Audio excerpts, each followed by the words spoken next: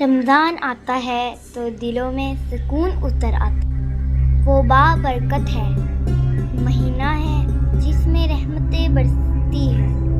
اس مہینے میں قرآن نازل ہوا جو انسانوں کے لیے ہدایت ہے۔